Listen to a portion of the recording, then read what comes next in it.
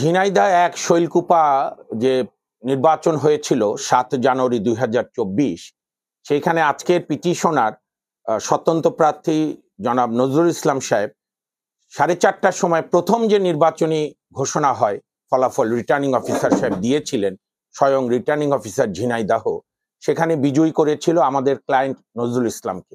পরাজিত হয়েছিলেন প্রয়াত আব্দুল হাই। ১ ঘন্টা পরই ফলাফল পাল্টে দিয়ে আব্দুল হাইকে বিজয়ী দেখায় এবং আমাদের নজরুল ইসলাম সাহেবকে পরাজিত দেখায় ভোটার পার্সেন্টেজ বৃদ্ধি করে। তো তখনই আমরা নির্বাচনী পিটিশন ৩/২০২৪ দাখিল করি এই কারচুপি এবং প্রশাসনের ম্যাল প্র্যাকটিস এবং করাপ্ট প্র্যাকটিসের জন্য। হাইকোর্ট ডিভিশন গেজেট টেস্টে করেছিল, আপিল বিভাগ যদিও স্থগিত করেছে, কিন্তু নির্বাচনী পিটিশন চলমান আছে। এর মধ্যে খুবই দুঃখজনক বিষয়, আমাদের প্রতিদ্বন্দ্বী প্রার্থী যিনি বিজয়ী দেখিয়েছিল কারচুপির মাধ্যমে, আব্দুল হাই সাহেব মারা যান ১৬ই মার্চ। তখন আমরা দরখাস্ত করি আমাদের আরপিও ১৯৭২ ৭০ অনুচ্ছেদ অনুযায়ী, ওখানে আছে বিবাদী মারা গেলে যে নির্বাচনের প্রার্থী তার পক্ষে যদি যুক্তি থাকে তাকে বিজয়ী ঘোষণা করতে পারবে।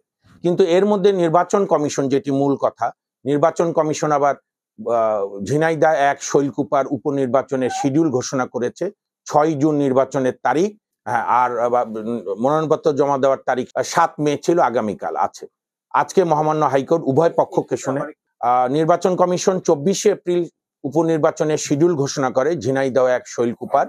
সেখানে নির্বাচনের তারিখ ঘোষণা করে ৫ই জুন।